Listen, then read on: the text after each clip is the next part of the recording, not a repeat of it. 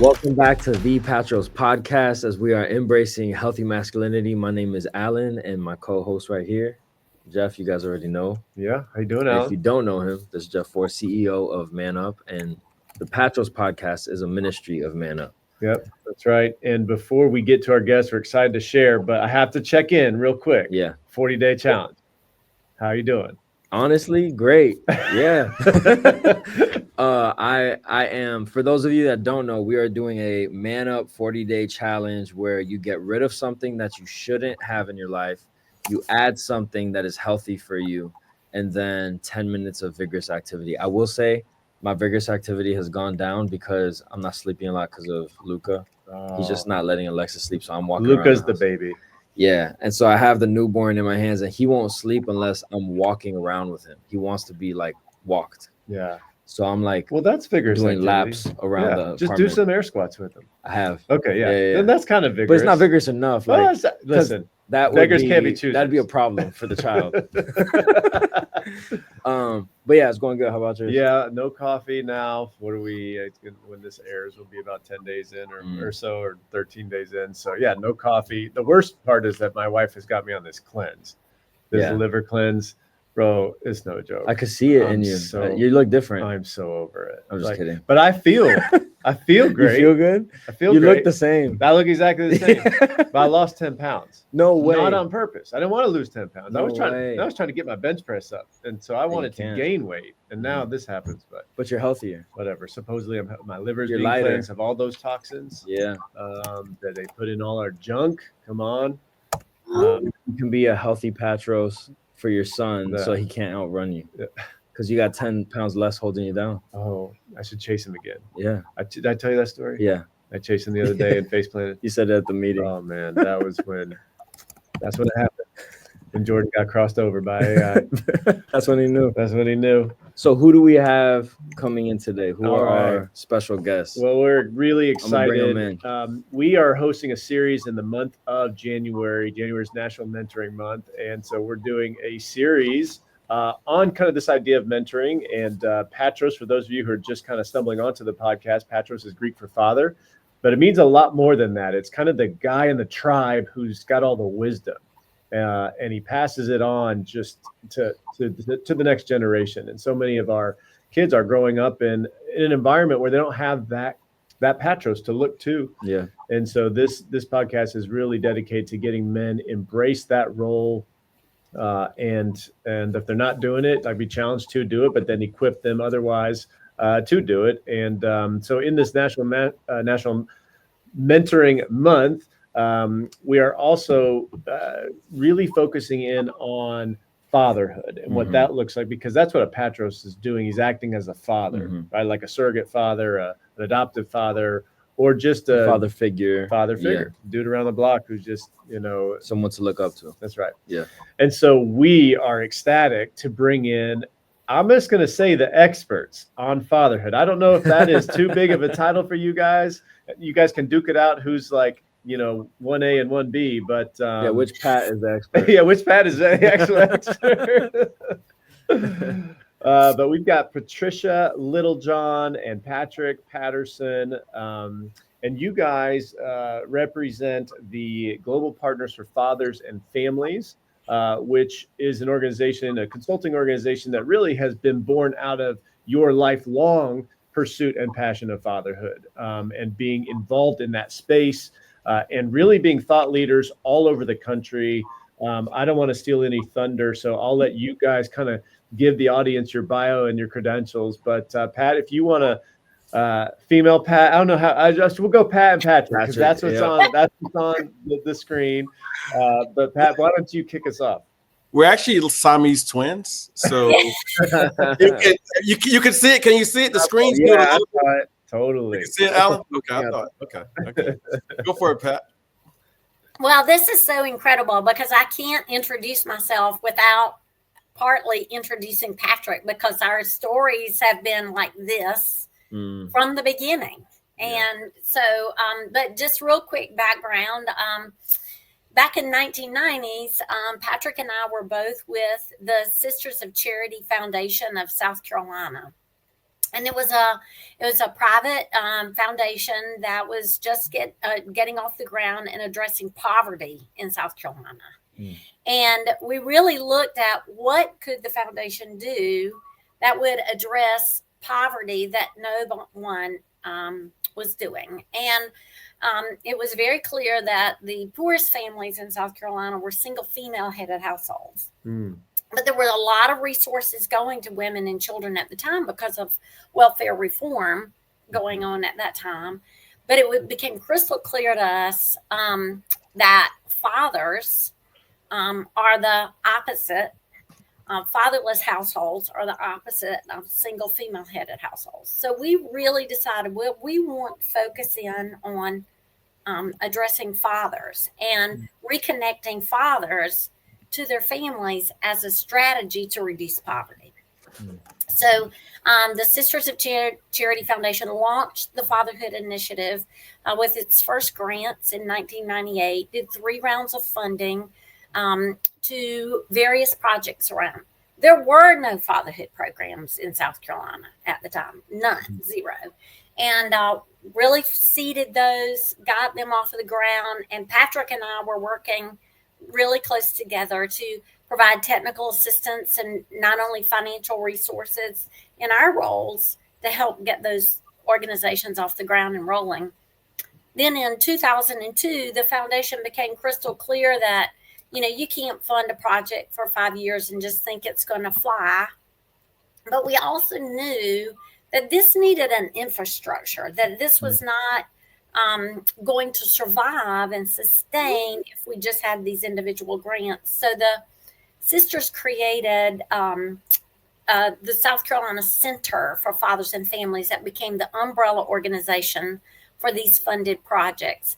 And they evolved into their own 501c3s. And at the same time, they entered a partnership with the South Carolina Department of Social Services. So now it became a public-private partnership where brought government dollars and private funding dollars together to sustain not only funding through leverage dollars, but to continue technical assistance, capacity building, and the all-important policy work that we have begun together. So fast forward, I evolved from being at the foundation to running the center and ran the Center for Fathers and Families for over 20 years. And I'm very proud to say that during that time, we served 20,000 fathers and over 56,000 children. So it was a labor of love. And I got to be a part of, Patrick and I got to work together. And I tell the story, I stayed and bloomed where I was planted, and he went on to be the superstar of the world around fatherhood. So that's a little bit about my journey and delving into fatherhood. And I often say I did not go looking for fatherhood. Fatherhood found me. And I'm so very glad that it did, because I can't think of an issue that's more important to our country than our families and supporting fathers and mothers to be the very best they can be for their children. Well, we love it when we have women who understand the importance of fathers. Oh, yeah. I think we've got 3 women on our board right now, and I wish we had a couple more, honestly, because it's just when a woman gets, hey, yeah, women are important. We got to serve the women and children. There's no doubt. Yeah. But let's get to the root here. We got to have, if a dad was in the home, we wouldn't be serving these, having to serve these, right? So it's also funny how when I read your bios, the thought of how we started Man Up 100 was kind of infants, like in the infancy of it. When you designed it, it was from 100 Shares, which was a woman-headed organization that it's 100 women that come together to put their finances to give to organizations in the community that are making a difference. But it's a group of Christian women, and so they pray about it. They give to ministries. But just hearing that you guys started with an organization in a similar light. So it's cool. Yeah. Just it's funny, but well, you know. men are always. Here's the thing: we don't like to advertise. Like women want to know with Man Up, can we be a part of that? We're like, you do it too much. That's the problem. You can, but we try not to advertise it, right? Because otherwise, it'd be all women working. House tumbling down. Yeah.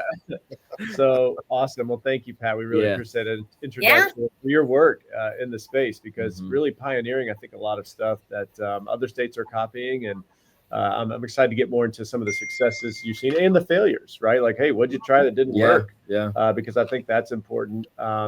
Now, you referred to Patrick as the superstar, but he's got a Chicago Bears like blanket or something back there. But listen, Patrick, I'm a Bears fan too. So, my gosh, like bear down. But man, we need. I'm hugging you.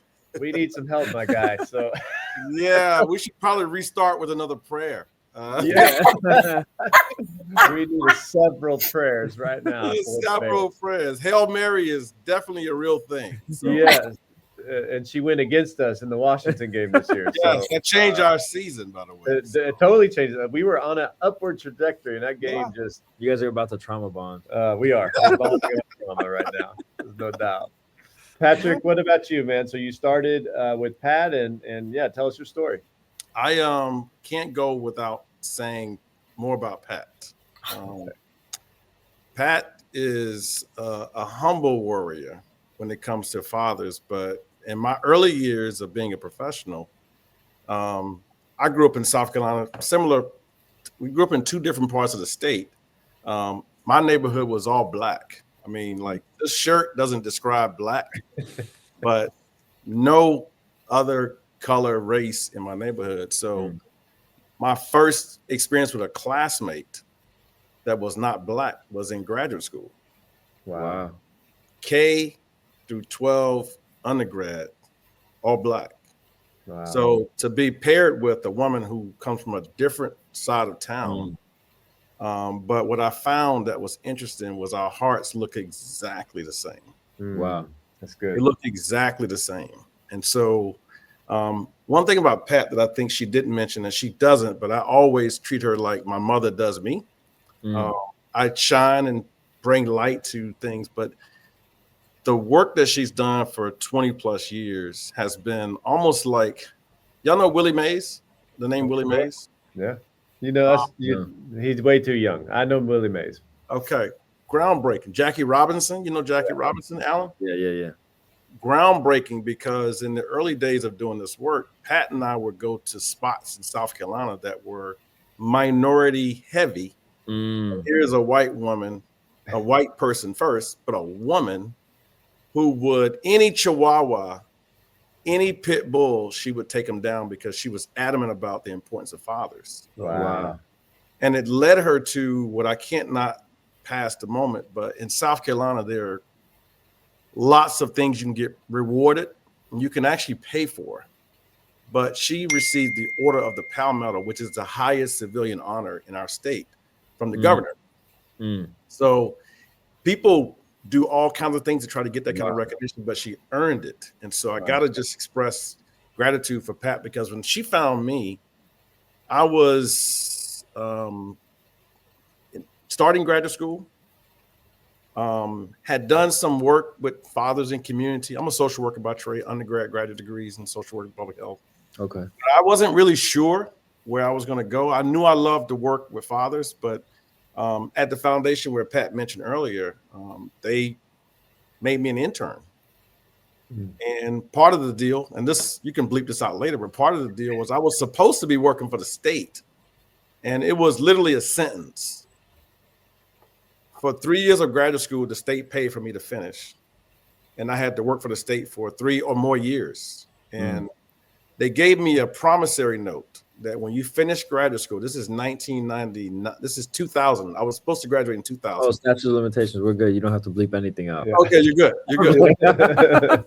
So check this out. I was going to graduate in 2000. This is 97, 98 when I met Pat now. And I was rescued.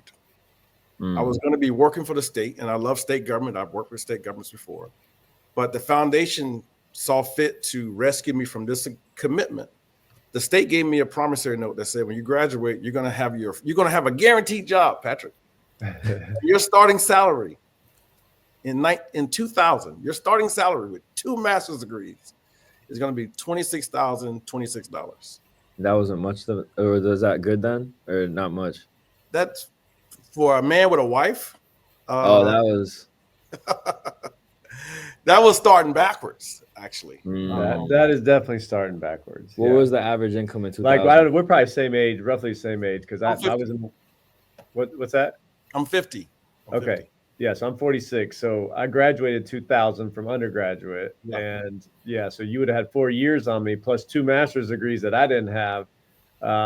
And I think my first job would have been. You were in sales, right? I was in sales, but I had a base plus commission, but my base was still like 36 and I could make. Oh, wow. So the state wasn't paying nothing. Yeah. And I don't knock the state because that's what the state does. But here's the point. I was about to be someplace else, and my heart was in this work. Pat and team, there's a gentleman, Tom Keith, and Pat knows him very well, but they orchestrated just kind of like flea flicker with the state. The director of the commission of the state where I was going to work, they knew him well to say, hey, this guy belongs over here. They released me. The state released me. I left undergraduate and graduate school with hashtag no debt. No way. It would have been $75,000 at least. I was released, and Pat became my first supervisor. And so 20 some odd years later, 25 years, people don't understand the importance of relationships, and you guys do, but for your audience, I mean, couldn't be 2 more separately raised people who have a common mission. And so we enjoy each other. That's why we were laughing about this today. I was like, we about to have some fun because we spend time together. I know her family. She knows my family. But the space that I'm in now, and I'll just answer your first question about but I wanted to talk about Pat for a second. But grew up in South Carolina, neighborhood was all Black, as I mentioned, in the projects. Nobody in my family had gone to college, the whole 9 yards. I mean, I was going to work for the state in some capacity, maybe trash, maybe Parks and Rec. I was an athlete. That doesn't go away. I am an athlete. That's the older I get, the better my stories get too. Let me tell you, Patrick, it went away for me the other day when I tried to chase my son and I fell on my face. So I officially say I was an athlete. I'm gonna hold on just a little bit longer, Jeff. But, I was a poor student in high school. Was a very poor academically, but was a pretty gifted athlete. Went to my high school's Hall of Fame. I had scholarship offers to play football and baseball, but I didn't realize, because I didn't see it, that you had to study. I didn't study at all. And I mean, I say didn't study at all. I didn't bring books at home at all, because in my neighborhood, if you were perceived to be trying to be smart, you were considered trying to be white. I'm just being honest, right? So imagine the course correction when I met Pat because of all that I had learned. But my high school best days started when I met my high school girlfriend, who's now my wife of 27 years. Wow.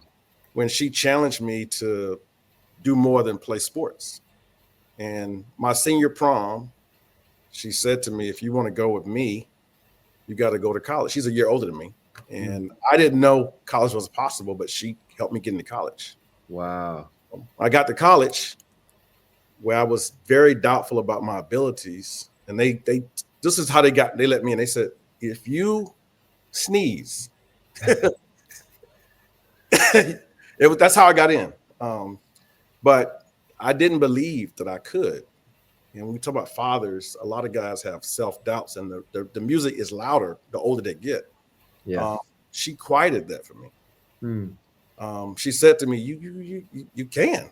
So I finished undergrad in 4 years, honors. By the time I finished my first semester, I had a 4.0. There was a program that was started at my college, and I got in. And it said, if you maintain at least a B average, you'll leave here with no debt. So when I think about the course of my life, I'm a man of faith. I mean, God has brought me to spaces like this with good people, because I think the prayers of my mother and my grandmother, Amen, mother, has changed it. But professionally, I'm a social worker, have traveled and trained. But my biggest blessing has been the journey. I'm a believer that the pain that I have suffered or endured, because my family was married, split, parts of homeless and hopping around, drug infested a little bit, but the pain has created compassion. mm-hmm. And for me, as I think about at offices, and Pat and I've been in the White House a couple different times, sitting there looking at each other like, can you believe this? But it gives us ground, because we've been appointed. I don't even say anointed, but appointed to do this work. And so I don't take it lightly when I think about our journey, my journey. We have 2 beautiful daughters, and I've done my very best just to be right by their side. There were days I didn't have a compass, and my goal is to just offer that to men. So I'll stop there. I love the Bears, so I see I'm that. a Gamecock fan. Men and women, but y'all know the women kind of dominating the earth right now. So, but I'll stop there. Well, I have to ask you. Yeah. I got to ask you how you became yeah. a Bears fan, though. How did that happen? 85. You know the year 85? Oh yes, I do. My uncle was in the Navy. They had just won a Super Bowl, Alan. Okay. Alan. It's the last time the Bears won a Super Bowl. Still? Everybody knew the Bears. Still? Everybody knew the Bears. The ring is a popsicle ring. That's how small the ring is now, right? But my uncle was stationed in Waukegan, Illinois, and I spent the summer there. The summer of 8. I was in 5th grade, and if you imagine a team won a Super Bowl, everything is Bears. And so, Refrigerator Perry, he's from Aiken, South Carolina. When I heard a Chicago Bear was from South Carolina, you're like, I'm in. Game over. You got me. And he's a Super Bowl champ. You got me. The refrigerator at that time, like, that was an anomaly. You didn't have many 300-some-pound linemen back in the day. And not only was he a 300-pound lineman, they gave him the ball. He scored. Like they give him the ball at the goal line to score. And it was just everybody had, fridge bumper stickers and T-shirts. And he was a national hero. If there was social media then, he would have had one of those accounts. Yes. That everything is viral. Everything's about him. Yeah. Awesome. He's a highlight reel. Yeah, he is. Well, listen, I appreciate you guys introducing yourselves. Let's talk a little bit about the state of fatherhood, but also fatherlessness. And in your time, and we talk a lot about the statistics, and I don't need to belabor them. If you're on this podcast, you probably know. If you're listening to it, you probably know. But just about every negative outcome that can happen for a child, we can trace back in some way to fatherlessness, whether it's incarceration rates, behavioral disorders, eating disorders, mental health, suicide. Like, you go down the line, you can say, I pretty much know if I see a kid and I see a behavior, my first question is probably relationship with father. How is his relationship with his dad? Man, we keep giving the thumbs up. I don't know. That's like it's right on time. It's good. It's like they're like, you do this, it gives you that. So I think we kind of know that. How did you guys discover that? Pat, maybe this is a question for you, as you were kind of researching that and you realized, well, hold on, we're trying to address poverty here. So you talked a little bit, but kind of delve into that. And then as you have seen this evolve over the years, where did it really kind of take off for you or the people around you that, hey, we really need to address fatherhood because there's a direct correlation here? Well, so the University of South Carolina Institute for Families and Society was hosting a lecture series. And there was a gentleman that they had invited, and his name was David Blankenhorn. And he wrote the book, Fatherless America. And at the time, we were thinking about what could we do that could provide funding and services, but at the same time address policies and practices that could address these root causes of poverty. And we were looking at youth development and employment and education and teen pregnancy, blah, blah, blah. And when I heard David Blankenhorn speak, it was like, oh my goodness, everything that we want to address, education, teen pregnancy, youth, employment, really goes back to this notion of fatherlessness. And if we can address that, then we have the opportunity to address multiple things at one time, at the same time of addressing poverty. Mm-hmm. And so that was really what, that was the striking of the match was, and he, made the case with a lot of the statistics and information that you've talked about, and really made the case for that. And really began at that point too to look at the fact that while there were well-intended policies and practices designed to support women and children, single moms, divorced moms, never married moms, and their children, that while all of those policies were well-intended, they inadvertently and maybe unintentionally just kept pushing the father further and further out of that picture. And I know Patrick can probably tell of his own personal stories about that, but when you think about and there are no services that serve fathers. And we did a survey, this was years ago, of the number of men and women served by government resources. And the agency, not counting the military, but state. And the number one agency serving men, other than Department of Education, is the Department of Corrections. Wow. And when you looked at all of the services or things that were for men were about punishment, and all the things for women were about empowerment. And so we really saw the imbalance there, that not only was it important for us to create services that fathers need to lift them up, just like mothers do, that we also needed to work at addressing some of these policies as well, because they're unintentional. I don't think that they were ever intended to, but we just created some unintentional ways of keeping men disengaged, unintentionally setting up conflict between moms and dads when they no longer have, a romantic relationship.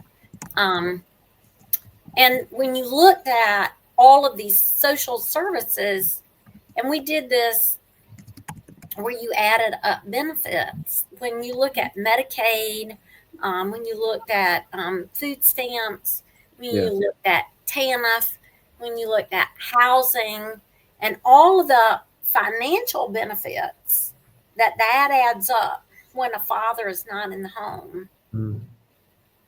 There was even a time where women were told, you're better off to go without this man because he's not making that kind of money to provide for you in the way that the government can.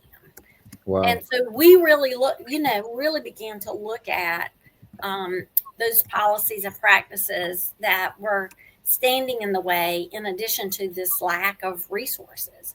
But it was really truly built on the research and the facts that this is something that we might feel and our gut might tell you, but there is clear evidence and clear research out there that the outcomes for children, including poverty, are far greater. Negative outcomes for children are far greater when fathers are not involved in children's lives. That was our case. That was a pretty strong one, I think. Yeah, that was before it was a thing. That was also, I'll just say this too. This was in vogue. I mean, was not in vogue. This was before there was any kind of this. It was probably websites. By fathers. I mean, so we're going. It was like cracking new ground. And honestly, at the time, I was in undergrad, going into graduate school. But even I'm a social worker, and I always make this comment. And when I'm in social worker rooms doing trainings, I always make this point. When I was a social work student, I studied child development. We did women's studies. We did gerontology, older Americans. there was never a course around working with males. So think about the helping profession that I'm in, that you guys are in. And I did multiple years, multiple courses on each of those topics. Women's studies. I never did anything on, and when I've been with my most highest senior level social work leaders, mentors, and I said, "Well, have you?" And the answer typically is no. Wow. So just think about the foundation of social services, to Pat's point, for moms and kids. And then you think about the profession that's supposed to support it. Neither has talked about fathers or men. So there's zero equipping of how to engage fathers or support them or anything. At all. Or even the need there. At all. At all. At all. Yeah. I would love to hear more, like, because I think our listeners, a lot of people, when they think of the child welfare system, it's nameless and it's faceless, right? Like it's just, well, it's the system and we blame everything on the system, but there are people who are making decisions that make up the system. The system is made up of us. I would love to know what was maybe an example or two of those policies, like bad policies. And by bad policy, I mean, they were unintentionally causing harm to the father. Can you think of an example? Because I think that'd be helpful for the audience to understand, we do this and it seems to be good. Like we're helping moms and we're helping kids, but it's actually tearing down the family, because the family is really, that's God's first unit. Like you're disincentivizing family. That's what I mean. Like if you have a family together, then you've got that connected entity that can get through thick and thin together. They're relying on each other without, and maybe they go to the government for some assistance or whatever, but they're together. And some of the policies maybe disincentivize that. Like, I'd just be curious to know, were there some things, is there something that comes to mind that you're like, we worked to change this over the last 20 some years? Yeah. Go, Pat. Okay. It's 4 minutes. So let me I'm going to start with two things. You start with child welfare, but I want to talk more about child support because that touches way more fathers than even child welfare programs do. Yep. And so what I mean by this is, and I am not bashing child support. So I want to be really, really, really clear about that. I am not bashing child support. But I just want to highlight how this has hurt connecting fathers and families. Yeah. So child support was started in the mid 70s, and it was about, and mostly at that time it was divorce cases, and it was about economic, men fulfilling economic obligations to their children and their ex-wives. But as time has evolved, as we know, child support, this has involved many more non-custodial unwed parents. And so when you look at some of the policies and practices, first of all, you've got primary custody to women, which leaves a lot of decision-making and things like that out of the equation for fathers. Child support, when it is done particularly in unwed cases, focuses only on the financial obligation of fathers. It does not address visitation and what's better known as parenting time. Yeah. And so this system already is set up for winners and losers. And so that mom's going to be the winner and dad's going to be the loser. And that dad is going to be paying so much money, he can't even support himself. So there is what is called the self-support reserve within child support that helps for a man to have some money left over to survive, but it's a very meager amount of money. And if they are able to work, and the state is in no way obligated to create a visitation agreement on behalf of the parents, but if they do create a visitation agreement and a father is able to appeal to the court through the court system to get a visitation order, there's very rarely is that enforced? And in a lot of cases, it's not enforced. Wow. And so when we look at the fact that we have a system that focuses from the get-go on that the only contribution that a father is obligated to make is a financial obligation, we're already sending that message that we have not equally valued his access to that child to have time to parent that child. And thank God for mediation and for parents who work this out on their own, that there are times when people can get good visitation orders, but it is not the primary obligation of child support to do that. And again, I'm not, child support has come a very, very long way.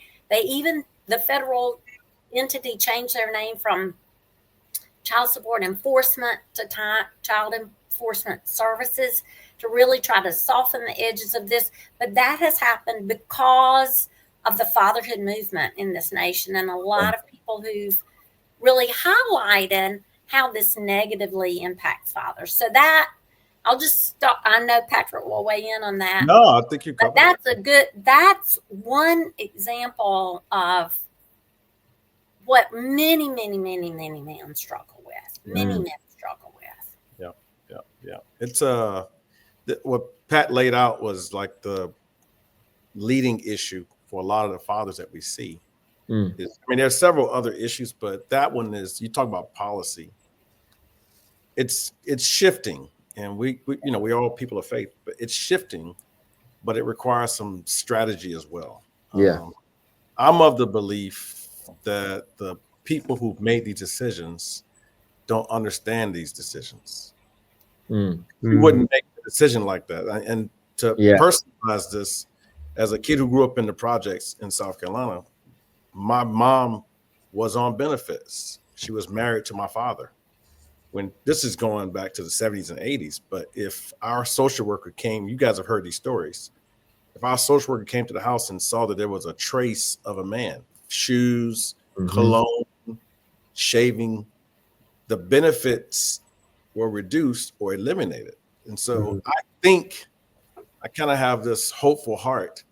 I think it was an unintentional consequence of a policy. I don't want to believe that somebody was intentionally malicious doing this. But think about this. The legacy of that still lives. And so you'll see men and women who will say, I'm not going to marry him because it will affect my benefits. Are y'all following? Yes. I've had that conversation plenty of times. And so it's I've been married 27 years. Pat been married longer than me. I mean, they're obviously, if you're married, the plane doesn't fly straight. It goes, it doesn't even take off some days. But on the benefits side, you get to where you need to go through marriage, right? I mean, the things that I have now in my life, I'm pretty certain I wouldn't have without my wife. The protections that I have, the protections that my kids have. And people talk about it being just a piece of paper and it being just a verbal commitment. And it's an institution. And it if you do it in a certain way, it permeates your family. But on the policy side, I've seen this too. When I worked for the federal government, my office was in Philadelphia. And I'll be honest with you, I took the job in 2003 because Allen Iverson was playing for the Sixers. Hey, that's a good reason. That's a good reason. AI. And literally, where I lived, I used to have to go past the stadium. McNabb, T.O., all of this was. And so my wife was like, why'd you pick Philly? I don't even know. The Lord talked to me. Through sports. But where my office was, I was in the HHS building. Around the corner was HUD. And oftentimes my colleagues, we're all in the same building, just different corners. They would talk about homeless families. And I don't know if this is still the case. So this is back in the early 2000s.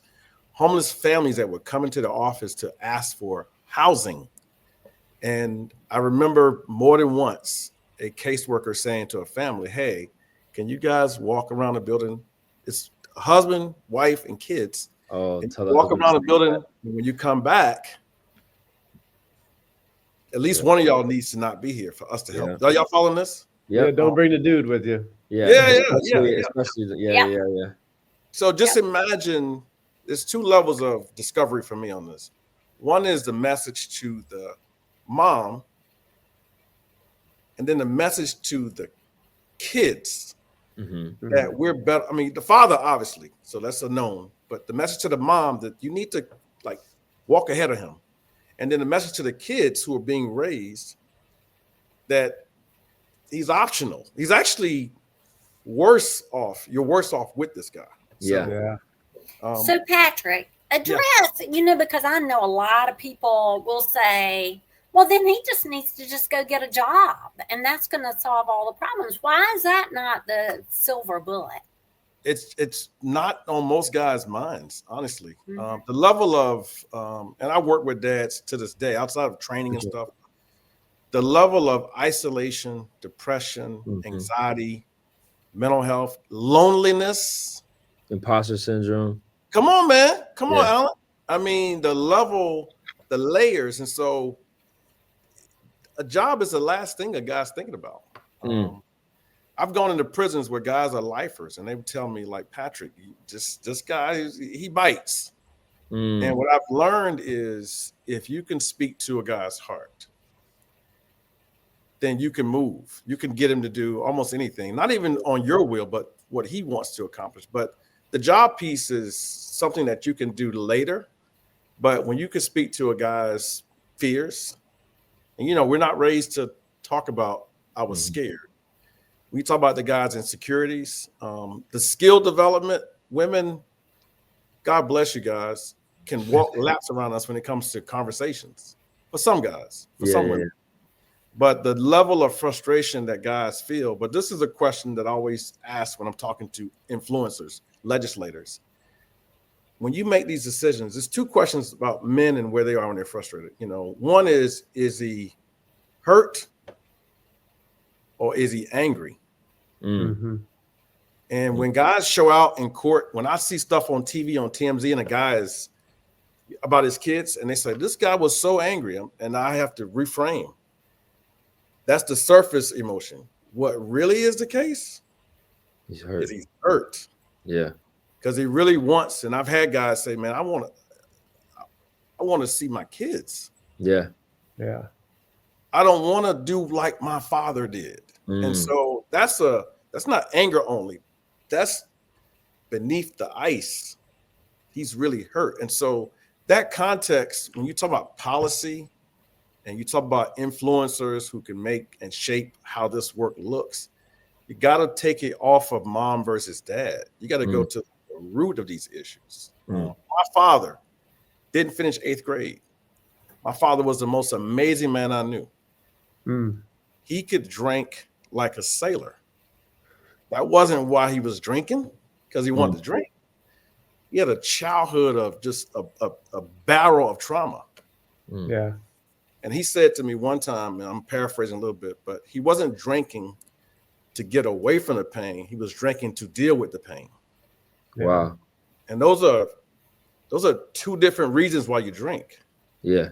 So that whole context, and if people gave men at least a little bit of a break, then we can see that. But the world has painted us, fathers, men, and boys, in such a way. I say this. My dad would say people love puppies, but they hate dogs. Yeah. And the older guy gets, boys, but don't let him become a man. Yeah. And so the older guy gets, he gets facial hair. There's a point where people say, "Oh, he's cute, he's a handsome little fella," and then there's a case we say, "Oh my gosh." Yeah. And I think that is, in a way, where I know we're enemies with this is that we have these stereotyped ideas about men, and that that men should pull themselves up by their bootstraps.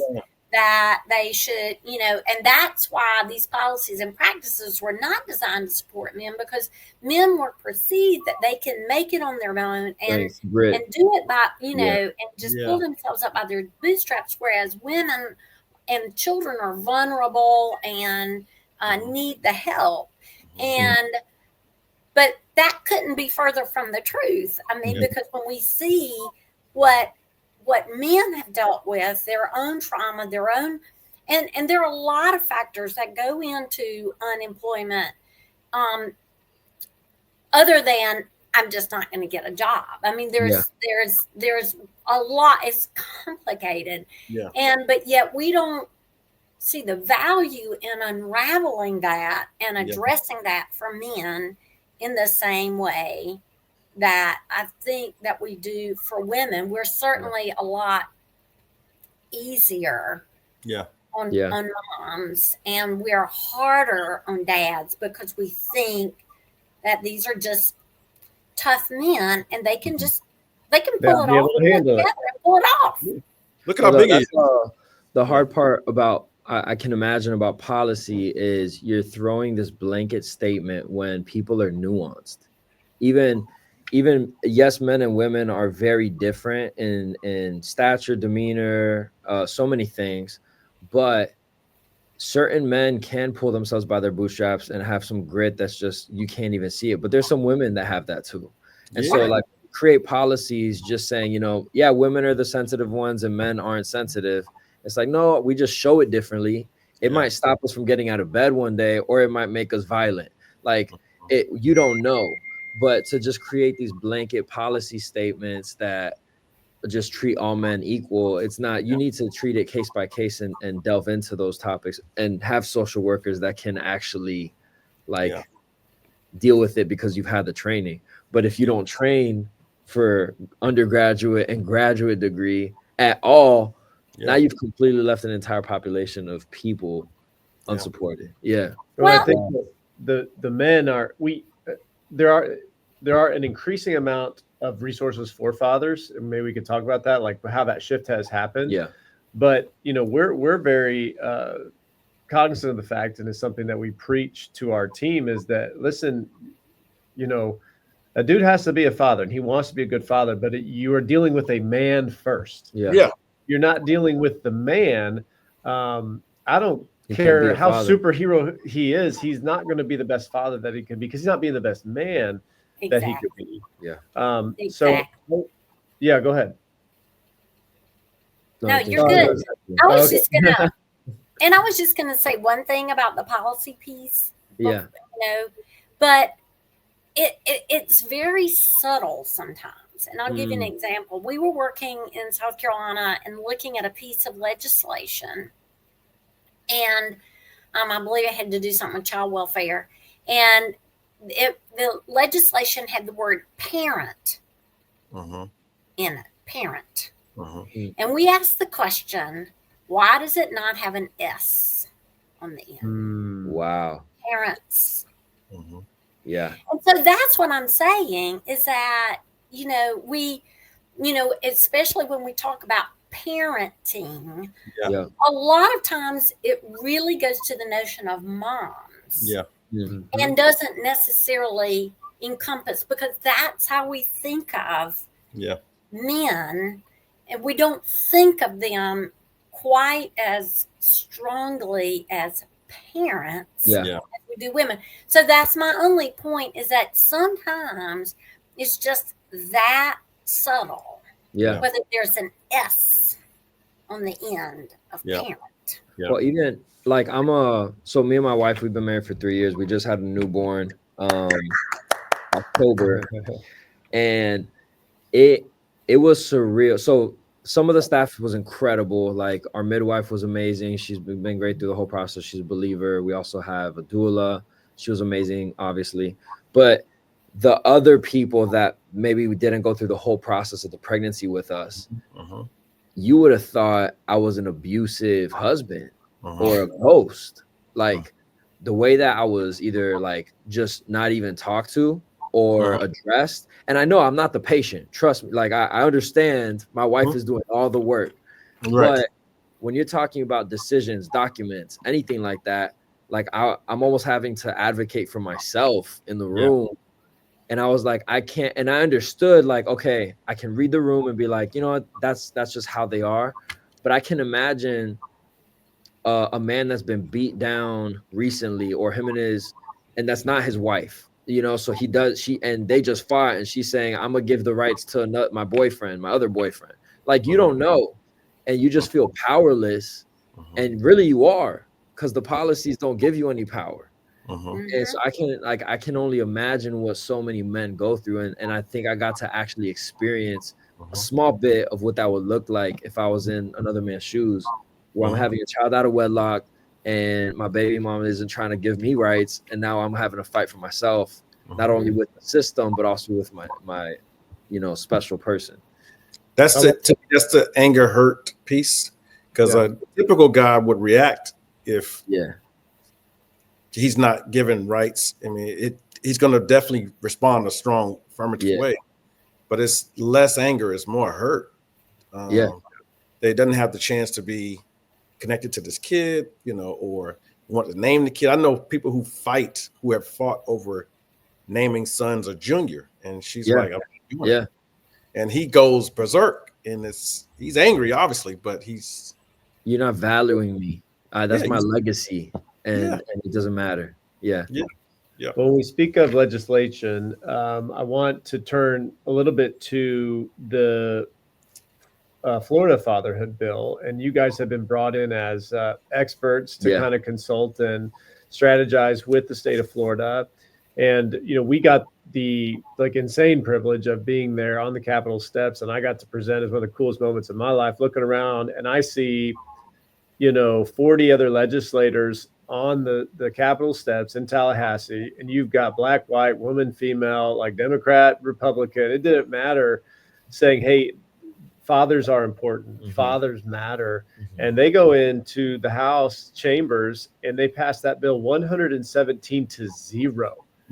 You're talking a unanimous decision to say we want to invest in fathers in the state of Florida. I mean, you can't get church committees of 3 to agree on a carpet color, and we're talking about a whole state people that completely disagree on everything. Right? They're like, yes, we need this. And so I would love to hear. And one of the things I want you to talk about this a little bit, because one of the features in the bill, in addition to some marketing and some campaigns and, you know, kind of a state website to say, hey, here's all the great organizations that are doing work in your area. Hopefully you can find one through this resource. So they did some things like that. But one of the things that they did was they created a fatherhood engagement specialist in the child welfare system. Now, child welfare is just a small piece of it, but we think it's pretty important. We serve as that in a couple of judicial circuits here in the state.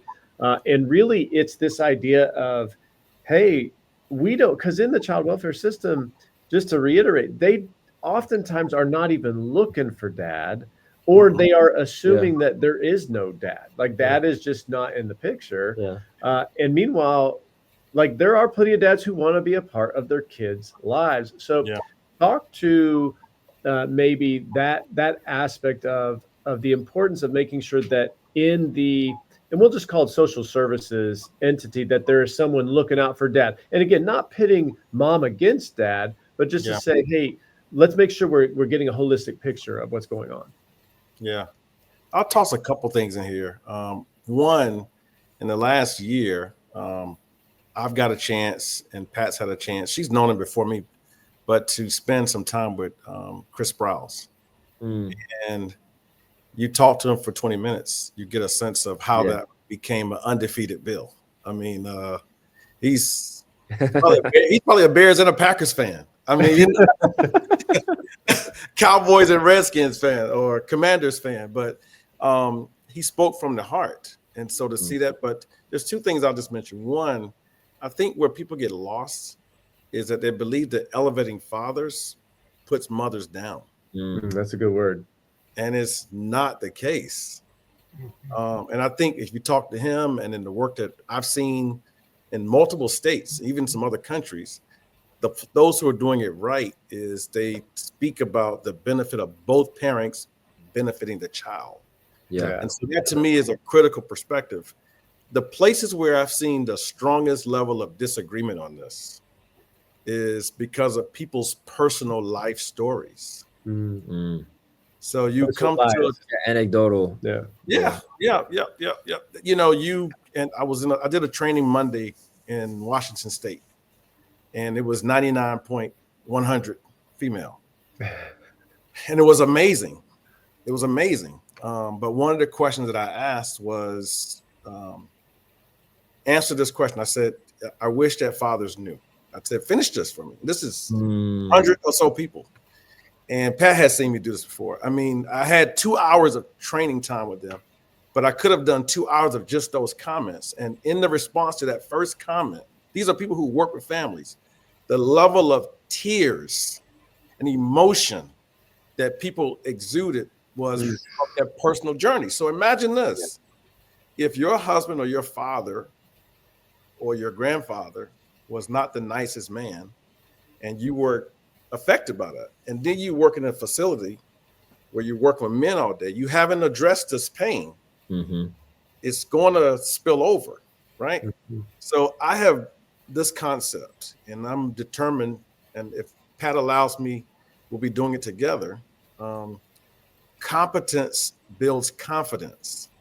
So by the end of that training, I uncovered this rock of emotion, and I got people to kind of first touch it. This one lady put in the chat, she says, I haven't talked about this in 30 years. Wow. That's wild. So that's a heavy weight. Yeah. And the longer you carry it, the heavier it gets. Oh, it does. It feels invisible, but it's not. But by the end of the training, and I believe this, if you can touch people's personal stories, you can help them move to this place of competence, because there are skills. This is not I'm not a natural facilitator. I mean, I'm grateful for my parents, but there are skills that you must use, but they mean nothing if this whole is bigger than your skill set. If I make any sense. Yeah. So you got to address, to me, that space. And with the family engagement specialists, with social workers, with universities, I'm thinking, I believe there's some studies now where they're starting to bring into the conversation male engagement, not even fatherhood, which we're good with. We'll get there. Yeah.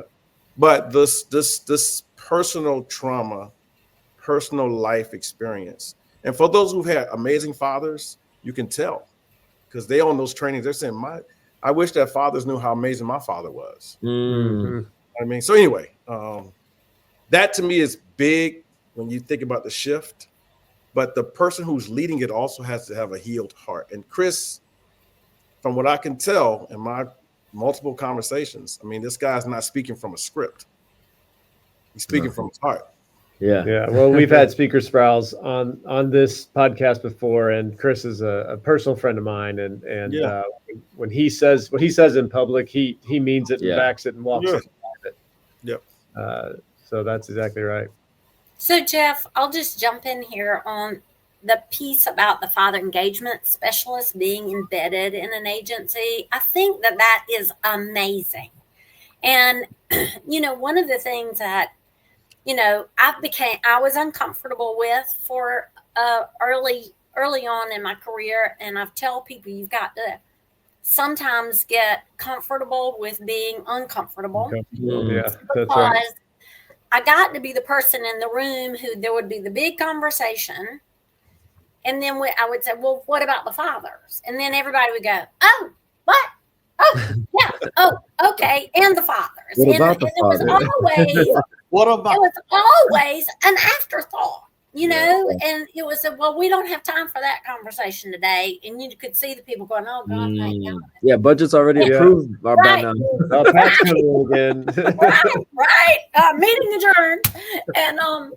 And so that's the one thing I think is so great, because what that signals is that we are going to integrate this recognition of the importance of fathers into the culture of what we're doing. Yeah. And you have to have a champion. And whether it's a Speaker Sprouse or whether it is a new hire as a fatherhood engagement specialist in a county child welfare office, you have to have a champion, because we are not there yet.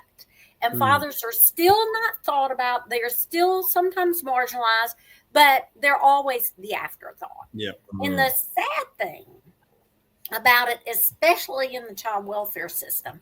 When you're looking for an alternative placement for the child, and if the only person that you are looking to for that temporary placement for that child is the child's mother and the child's mother's family, you just cut off half of the resources. Because, yeah, the father might not be the best next go-to person, but what about his mother? What about his sisters? What about his, other family members? And so that's what we do when we don't include fathers.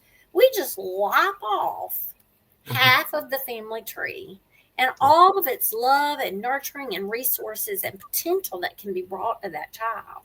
So I think that this decision in the Florida legislation to embed staff into systems that have the sole, that they carry the father banner is so important, because it sets a signal that this is important enough for us to be investing in. And everybody put your money where your mouth is if you really want to do that. And, a lot of time, especially in a situation where moms and dads are not together, mom has primary custody, and then something has happened and she's not in the position to best be the person to care for that.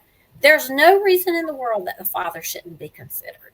And often he's not even, asked. Notified. We saw a lot of cases over our years where, fathers came into the picture and became amazing dads. And as partners to the moms, but sometimes even when mom was not able to continue to be in a situation where she could do it alone any longer. One of the exciting things that we've seen is that the judges are now, they, over the last, year and a half since this has been implemented, they have started to see, wait a second. And so they'll get a father in their courtroom, and maybe we haven't been, but they'll say, hey, have you talked to the man up guys? We had a judge on the last episode, and that's what we're discussing. And to see is because then no, well, what's that? But just this idea of, I am thinking about you, I am valuing you as an entity here, and we're going to work to elevate your role. And it's not an equity thing. Like, men, and I believe we're all equal in the eyes of God, right? Doesn't matter gender or race or socioeconomic status, whatever. We are all equal before our Creator. But in practice, to your point earlier about, well, what about the women? And when a father is in a system where it is 80% women in a lot of cases, right? So he may have not even had a father growing up. Now he has to enter a system where he feels like he's outnumbered anyway. It's just, or misunderstood, or to be able to have, and what we have seen, even I would say more productive than even the fatherhood engagement specialist, is to be able to create those peer-on-peer environments where now these dads are going, hold on, there's a whole group of dads out here that are in the same situation that I'm in. That is powerful, because now to your point earlier, Patrick, the lone wolf mentality, where we expect guys to figure it out. That women and children, we're going to help with all the reasons. Guys, you just need to figure it out. And listen, we project that we're strong and tough, but inside we're little teddy bears. But sometimes that boy's still hurting inside, and we are. We're hurting. That's right. There's a saying that I heard somebody say, but men are socialized to internalize. Meaning, in insecurity, we hold it in. You know guys who've been lost who need to ask, where are we? And they've driven 50 more miles because you've been trained that if you say I'm lost, it's weakness. And so the space that the world is moving now, from entertainment to sports to this conversation, is we're give guys permission. Like, we've had 3 pregnancies, my wife and I. One was a miscarriage. In the early, that was with me, matter of fact, at the time. The first 2 weeks of us having a miscarriage, people called our house I'd answer the phone and they'd answer my wife. Wow. No way. When people came to our house, we were receiving guests, person after person. They would knock on the door. I'd open the door. They'd look, where is she? How is she? And they would run to the back. And I always tell the story because my brother, he's younger than me, but he walked in. He was the last person that night, came to the door. He didn't ask about my wife, which he did eventually. Yeah, just of course. in his arms and hugged me. And I can't imagine, you don't want to hear the sound of my tears because it was like a day worth of holding it in. Yeah. Couldn't contain it. But the thing that I think that people need to know about men with this space, and I always say this, and 3 A's, it's affirmation. We crave it. Pat's been married for a long time. I love her husband, but she does a great job, affirming him. The second A is acknowledgement. And the acknowledgement is, to your point, Allan, when you were in your doctor's office or with the doula, it's just saying, how you feeling, Allan? Yeah.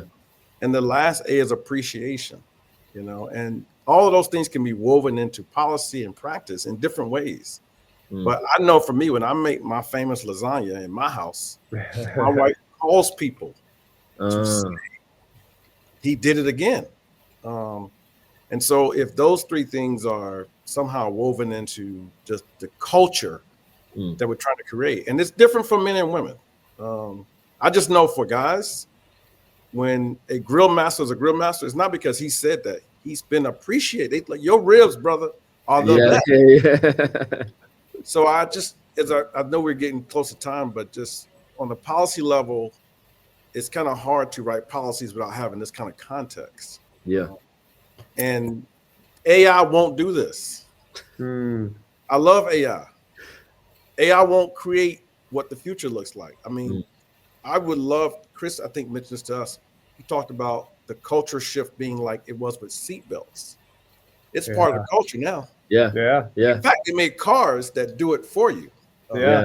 So, including fathers, we want to get to a place where the culture shift is, it's everywhere. Everybody knows that this is expected. So, I'll stop. I think we're getting close, but I just want to just applaud you guys for just the way you guys. I mean, you probably got a TV show in your hands. I'm just saying. Very smooth. You'll appreciate this, Patrick, because my son was keeping me humble, and we had mentioned this previously, so Allan knows. But we were around the dinner table, and we were talking about my daughter, who's 10, and she loves to read. And we were thinking, she was like, "Well, could I do a YouTube channel, and I could do book reviews?" And my wife and I are like, "No, like, I don't want you exposed to all of that just yet." And so we were talking about the benefits and merits of social media, which for kids I think is 0, and then I think for adults is almost 0. But we were having that conversation, and they were like, "Well, what do you know about podcasts anyway?" And I was like, "Hold up, what do you mean? What do I know? Do you guys forget what I do?" And so my son was like, "Oh yeah, that's right, Dad. You could help Jolie out, and one day you'll make it with your podcast." And I said, "Listen, son, people didn't know who Taylor Swift was until people knew who Taylor Swift was. That's right. That's right. Need to marinate a little longer. That's right. Before they hit the big time." But no, maybe in the last minute or two, just I guess the closing comments is because we're wrapping up here. I would love to hear from each of you. What is the future of fatherhood, and in particular, as you see it with communities and the states that you're working with, and the different pillars of different places? Like, what does fatherhood look like? Where do you see it going, and or what needs to happen or continue to happen? So, just in kind of closing thoughts here. If we got a second, could I ask? I want to ask you guys a question. Oh, sure. Yeah. Okay. Yeah. Outside of money being the thing that could shift the field, what do you think is if you had to think about, Pat always talk about a magic wand. If you can wave a magic wand, what's one thing that you would do? No money. This is not a money conversation. Yeah. That would shift us. And I'll start with you, Allan. What is one thing that we could do just as men? Well, to increase the elevation of fatherhood, the celebration of fathers. If you could do something that's not a grant, it's not a contract, that would shift the culture? I mean, I'd say it's just like it's influence, like those that are in influential positions modeling it. And so it's the celebration of it through media, through entertainment. So you have guys like Belief in Fatherhood, that, you know, they're part of these documentaries. I feel like that's what I've seen is like, even I'm a hip hop person, like I grew up, you know, just in the culture, and like that's been the shift, even just in hip hop, where it's not like, it's not cool to not take care of your own. Now it's expected that you're not a deadbeat. You know, it's the opposite. And so I feel like that's created a shift in the youth. Maybe the stats don't reflect it yet, but from anecdotally, I've seen a shift in just people and what the belief systems around fatherhood or even marriage. You know, you got guys like J. Cole, Kendrick Lamar, like they're married, or, you know, or with their, LeBron. Yeah, you have athletes that, you know, Steph Curry, all these guys that just, it's not just, oh yeah, I'm married. It's like she's here and you guys see her and we're a model of the unit. So I think that outside of money, it'd be the influencers are the movers of the culture. Love it. That's Yeah, awesome. I mean, my initial response was more on the technical side of things. I was just thinking, just like dreaming, but no, like, you're not you're, as the average person. I don't know. no, I think you were thinking as more of like that. That was a good response. It was just Great. not what I was going to, right? Yeah. Because I'm thinking about it from a system standpoint, and I mean, it was easy. It was like collaboration. Because what I have seen is an unwillingness for nonprofits to collaborate with one another. I've seen an unwillingness for states to collaborate. I've seen an unwillingness for churches to collaborate, and everybody wants their logo on something. Yeah. And, you know, if you remove the logo, you remove the ego, right? And that to me, if I could wave a magic wand, that's what I would do, because I think everybody does understand the importance of fatherhood. Like, this is common sense. We're not talking about rocket science here. It makes sense to have that in the home. But you have a lot of different vested interests, and people are thinking, well, if I cooperate over here and give up autonomy or whatever the case may be, now I'm not going to get mine. Or, you know, I've got my own constituents that I've got to satisfy. So I think, you know, a spirit of collaboration, and I have seen an increase in that, at least where we live. But there's still a lot of resistance around collaboration. Yeah. That's good. Yeah. Great. I'm sorry. Back to us, Pat. Go.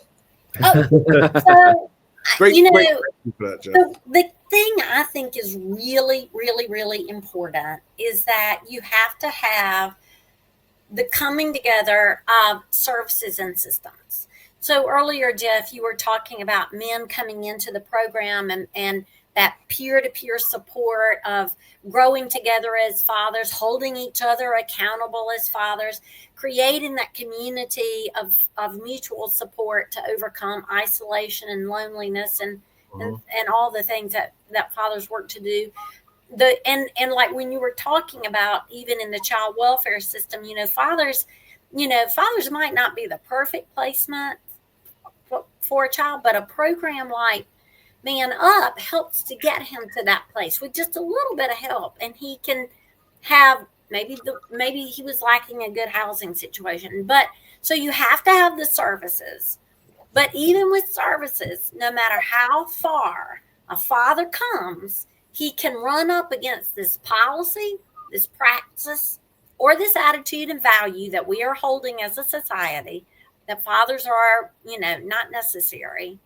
And we have to bring both of those together. So we have to have the services to strengthen fathers, but we have to remove these policies and practices and these negative attitudes and stereotypes about dads, because they will never get anywhere if we can't do both. And I think that's what's really positive about what the Florida legislation did, is that it put the money behind there for services, but it sent a message along with the awareness campaign that fathers matter and they are important, and we can't, and I just, you know, I'm going to be hopeful and positive that our future, you know, is really says that fathers are important, and whatever the family configuration is, whether married, not married, whatever, living together, not living together, whatever it is, whatever that family configuration is, that those children are supportive because moms and dads are working together at the best of their ability to care for those children. And, I'm going to keep that as my, as my big prayer and big hope, because I think without it, we're all of society is going to suffer, not just those children. Yeah, love it. That's good. Patrick, what say you? I think, I'm similar to Pat. I'm very hopeful. I've been hoping since the early 90s about this work. But I think there's a new guard that's coming in, and it looks like Allan. We have had the benefit as TA providers in Florida, and there's people who haven't been around like we have, and they're bringing in new ideas. This one young lady we met with 2 weeks ago, she said something to Pat, and I've been in lots of rooms, and she said, "Oh, they're using yard signs to do marketing." And both of us were like, the election yard signs. Yeah. And I thought, I don't think I've ever heard that.